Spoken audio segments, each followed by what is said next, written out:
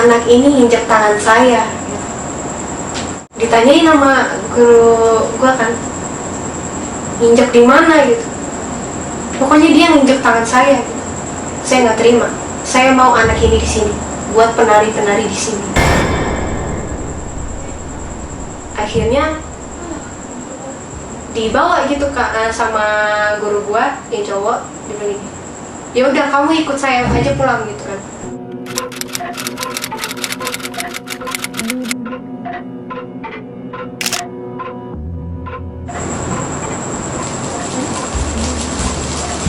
Assalamualaikum warahmatullahi wabarakatuh. Selamat malam. Berjumpa lagi dengan saya, Bang Oceng, yang akan menceritakan obrolan misteri dalam acara Balai Mistis. Sebelum Anda menyaksikan video ini, jangan lupa subscribe, komen, like, and share. Pada kesempatan kali ini, kami telah kedatangan seorang narasumber yang akan menceritakan pengalamannya tentang misteri penghuni gedung kesenian. Selamat malam, Mbak Nadia. Malam, Bang Oceng. Ya, bagaimana pengalaman misterinya pada saat di gedung kesenian? Bisa diceritakan ke teman-teman? Jadi ceritanya gini, Bang. Pas tahun 2017 tahun lalu, itu gue kelas 2 seni, gue seni karawitan. Nah, gue ngebantuin kakak kelas gue seni tari sama seni karawitan buat uji kompetensi. Nah, itu pas hari H 3 Maret 2017, kan lokasinya di Gedung Kesenian Jakarta. Gue udah sampai tuh di lokasi jam 6. Semua anak-anak juga, peserta maupun krunya. Setelah di sana udah sampai, kita sibuk sama tugas masing-masing. Terus sampai jam 8 atau jam 9 itu kisaran segitulah. Itu udah mulai gladi resik. Pas gladi resik pertama itu buat karawitan, gladi resik kedua buat seni tari. Kelar gladi resik itu jam zuhur. Habis zuhur kita siap-siap sampai jam 3 mulailah gong pertama. Pertama itu tampilan buat karawitan. Nah, pas di awal-awal karawitan mulai itu nggak ada keganjalan apa-apa gitu di situ. Itu sampai jam sebelum maghrib kita udah selesai sesi pertama buat karawitan. Terus kita break azan. Terus kita mulai lagi buat sesi kedua. Itu seni tari. Nah, di sana udah mulai keganjalan tuh, Bang. Keganjalannya itu tiba-tiba gue dari depan nih kan, terus mau jalan ke belakang panggung. Itu di lorongnya gue ngeliat ada teman gue seni tari, dia kru 1 orang. Itu di sana dia lemes kayak kesurupan gitu kan. Itu udah mulai awal-awal udah mulai aneh tuh. 1 orang terus tiba-tiba merembet gitu, Bang. Merembet ke beberapa orang. Kalau misalkan dihitung itu kisaran 10 orang lebih. Jadi itu berawal dari 1 orang kesurupan? Iya. Terus langsung merembet gitu kayak kesurupan massal. Itu parah banget sih. Dan itu timingnya itu belum selesai acara gitu, masih berjalan langsung seni tari main kan. Nah, setelah gue lihat temen gue yang seni tari ini kesurupan, gue cuma bantuin ngasih minyak kayu putih ke dia kan. Terus habis itu gue lanjut lagi ke belakang buat ngebantuin kru yang nanganin peserta terakhir. Peserta terakhir ini kalau misalkan dinilai ya lebih kerasa gitu mistisnya gitu ya. Terus pas gue udah prepare nih di samping panggung, gue sebelah kanan, dia masih main. Terus tiba-tiba gue ngeliat dari seberang kok kayak ada sekelibet gitu, sekelibet jalan, ada noni Belanda gitu. Bagi yang ngikutin kisah GKJ pasti tahu lah ya, kalau misalkan di Gedung Kesenian Jakarta itu ada satu sosok terkenal, itu namanya noni Belanda. Dia pakai kayak baju putih, gaun ngembang, sama payung putih. Itu gue ngeliat dia jalan, ini jalannya segini, dia dari tengah terus ke belakang itu set gitu. Gue ngeliat dari mata gue sendiri. Dan temen gue bilang dia sempat duduk di bangku penonton, dia nonton loh. Gila, itu merinding banget sih. Terus gue ngeliat tuh, itu posisinya kakak kelas gue yang terakhir masih tampil. Pas kakak kelas gue ini, yang poin utama si penarinya ini, tokoh utama, dia nari, tapi narinya tuh bukan badan dia gitu. Badannya kayak lebih tua daripada dia, tangannya pun juga lebih luasa gitu. Lalu mukanya pun kelihatannya kayak lebih tua gitu. Ya gue mikirnya mungkin karena terbawa dengan alur tariannya gitu ya, karena dia kan bawainnya tari topeng. Tari topeng itu kan ada kisah-kisah rohani gitulah, itu yang gue tahu ya, makanya dia kayak gitu. Nah itu udah kejanggalan kedua tuh, kenapa kakak kelas gue yang kelihatan di gue tuh narinya bukan dia gitu. Pas dia udah kelar, ambruk, dia pingsan, dia kesurupan juga di situ.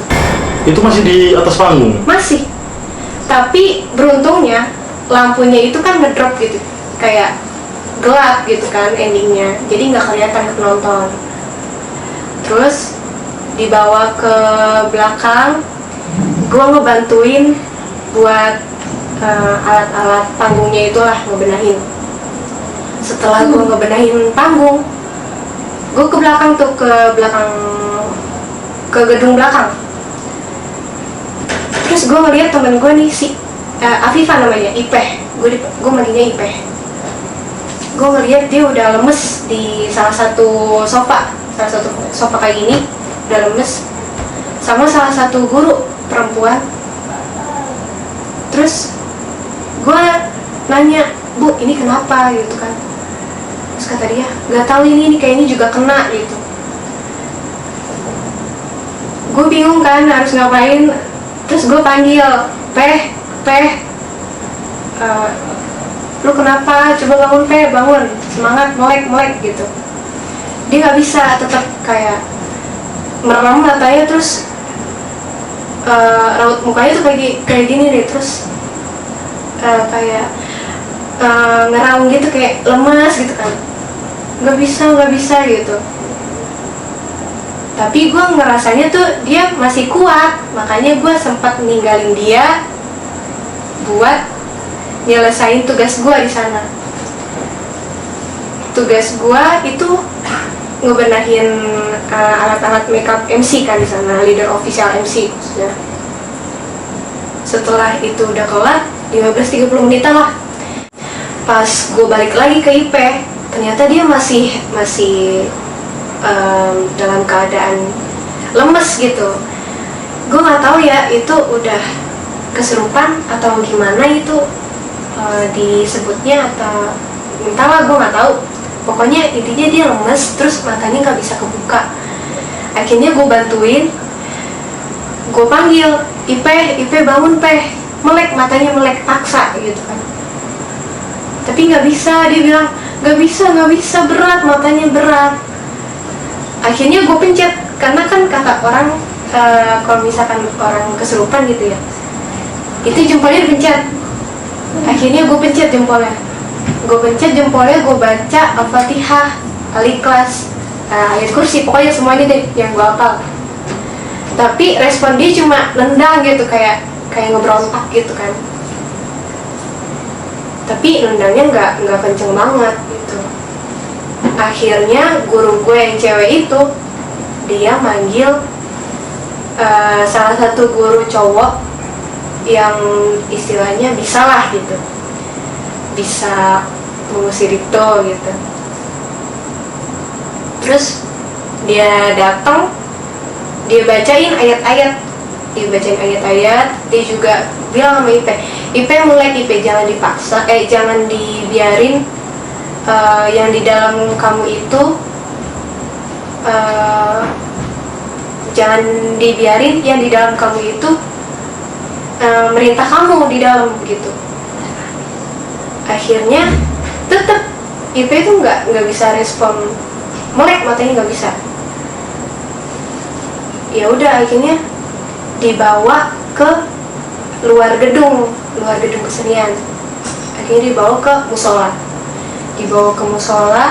Di situ sempet gue nggak ikut, jadi gue nggak tahu tuh ceritanya kayak gimana. Tiba-tiba di sana udah ada kayak penjaga gedung kesenian Jakarta gitu, entah itu security-nya atau apa. Di sana dia udah ada di situ sama guru gue yang cowok. Dipegang tuh Ipe bertiga kalau nggak salah, cowok. Dia berontak gitu kan. Terus gue datang lagi. Ipe masih belum sadar pas gue nyampe sana kan. Malah makin parah bang. Makin parahnya tuh si yang masuk itu mulai berani ngomongnya. Tiba-tiba dia tuh bangun gini kan. Tadinya dia posisinya rebahan, terus dia duduk, terus dia senyum, terus dia mulai nari gini set gitu. Padahal Ipe tuh tangannya nggak lepik, dia nggak bisa nari. Jadi posisinya udah, wah ini benar-benar udah masuk gleb gitu kan. Udah diajak komunikasi sama guru gue, kamu siapa? Gitu. Belum bisa ngomong tuh dia, masih gerak nari gini. Terus dia diam gini, set. Ditanya lagi, kamu siapa? Terus kata si yang masukin Ipenya itu, dia bilang gini, saya suka anak ini buat saya saja. Gue nggak terima dong ya. Gue ngeliatnya tuh Ipe kayak ditahan di dalam. Spontan gue nangis di situ. Terus gue bilang sama si yang masukin Ipe, kamu jangan apa-apain teman saya nggak mau sama kamu. Karena gue udah nggak terkontrol di situ, jadi gue dipisahin sama guru gue. Pokoknya setelah itu gue nyamperin temen gue yang satu lagi, namanya Helen. Gue minta tolong sama dia, tolong itu Ipe udah parah banget. Akhirnya kita berdua kesana, ke musola lagi.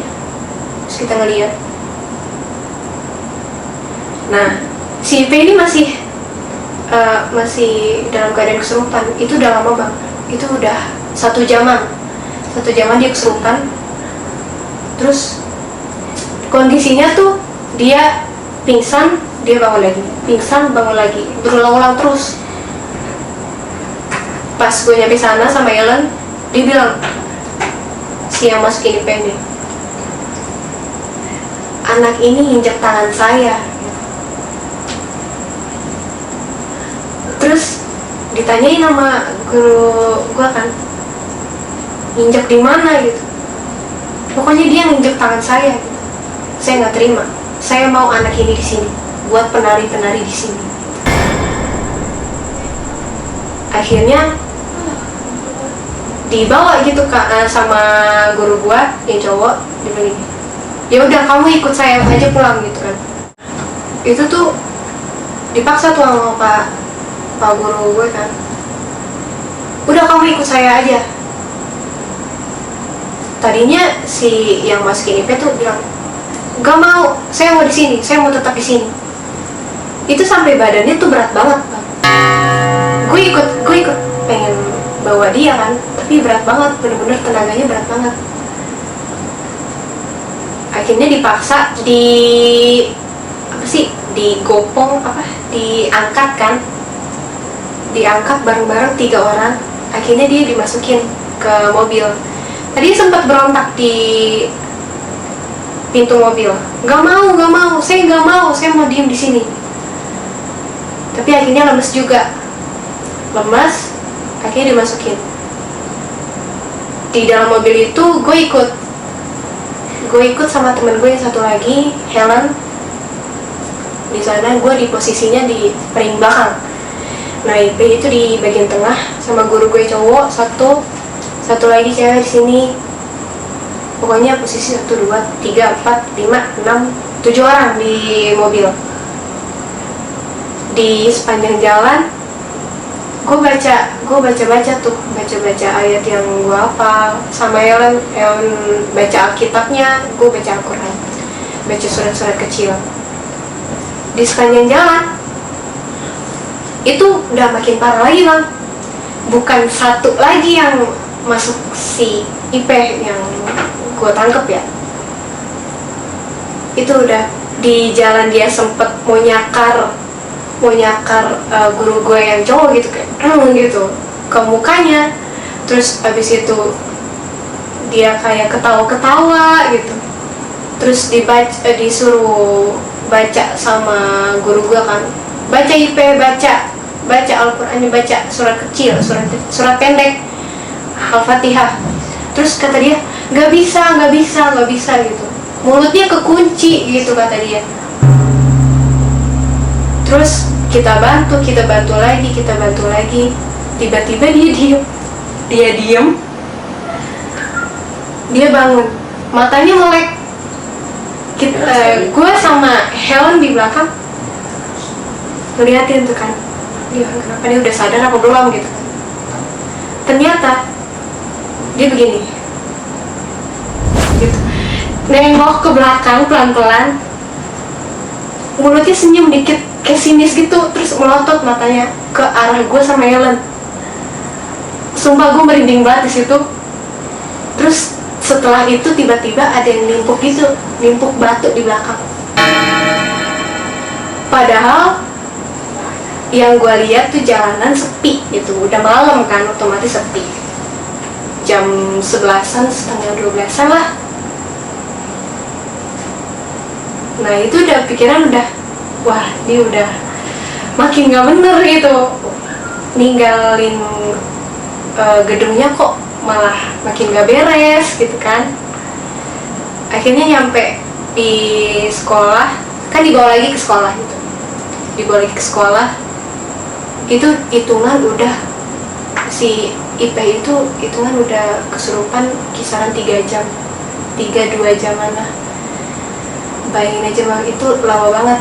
Kalau orang normal kesurupan kan walaupun setengah jam aja udah capek ya, gimana udah 3 jam gitu kan. Itu dia udah lemes banget, ditaruh di pos satpam.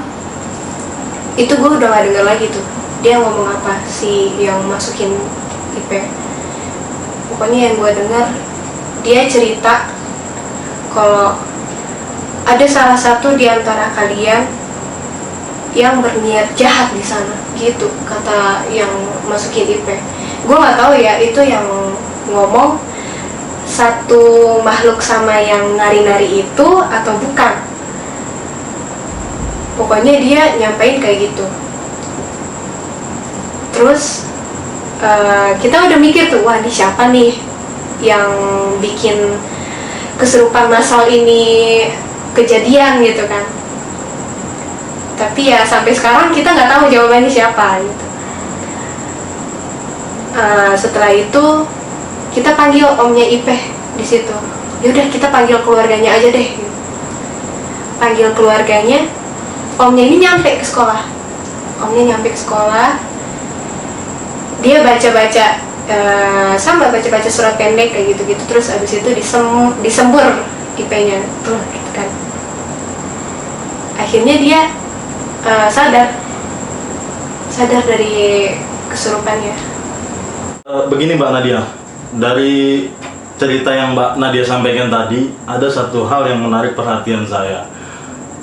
Tadi Mbak Nadia sempat bercerita tentang Mbak Nadia melihat sesosok makhluk yang menyerupai noni Belanda gitu ya? Iya.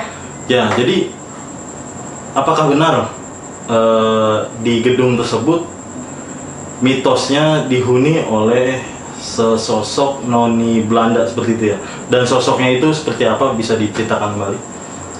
Ya, di Gedung Kesenian Jakarta ini emang benar ada yang nempatin itu, namanya noni Belanda, Bang. Disebutnya noni Belanda karena dia rupanya itu bentuknya kayak noni-noni Belanda. Jadi bajunya tuh putih, gaunnya ngembang. Tahu kan, kebayang ya? Terus dia pakai payung ini, payung putih, serba putih pokoknya. Terus ada kayak rendaknya gitu di kepalanya, kayak ala-ala zaman dulu lah gitu. Terus rambutnya juga pirang gitu, kalau kata orang di sana ya. Kalau yang gue lihat sih itu cuma kelihatan, karena gue lihatnya cuma sekelebat ya. Gue kelihatannya cuma roknya doang gitu, gaunnya doang, segini lah, nih segini gitu. Udah, sama ujung payungnya doang, udah gitu doang kalau gue lihat di sana. Padahal di acara tersebut nggak mungkin ya ada yang berpakaian seperti itu ya? Nggak mungkin, karena kita kan temanya tuh tradisi ya, bukan Belanda gitu. Kostumnya nggak mungkin juga. Oh iya Bang, ada yang lupa gue sampein di depan. Jadi ternyata tuh yang harusnya sebelum kita mulai acara itu potong tumpeng, tapi kita nggak ngelakuin potong nasi tumpeng itu. Padahal harusnya tradisi di sana itu mengharuskan potong tumpeng sebelum ada acara apapun gitu, untuk menghormati yang ada di sana lah gitu.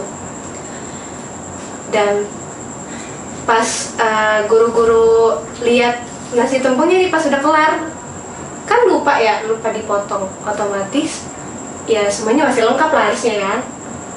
Tapi pas dilihat pas terakhir acara itu nggak lengkap gitu loh Bang. Ada yang hilang gitu nasi tumpengnya. Gak tahu deh siapa yang ngambil ya, itu wallahu alam gitu ya. Berarti memang ada tradisi ya, sebelum setiap ada kegiatan di gedung tersebut diharuskan untuk memotong tumpeng gitu ya. Buat menghormati yang ada di sana, juga buat kelancaran acara itu kan. Mungkin karena itu kita jadi ada kesurupan massal gitu, karena mereka yang ada di sana nilainya tuh kita nggak sopan gitu kan.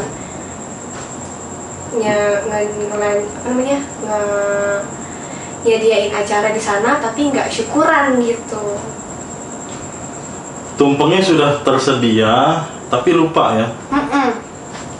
Dan selesai acara tiba-tiba di tumpengnya itu nggak lengkap lagi makanannya semua. Iya. Hilang.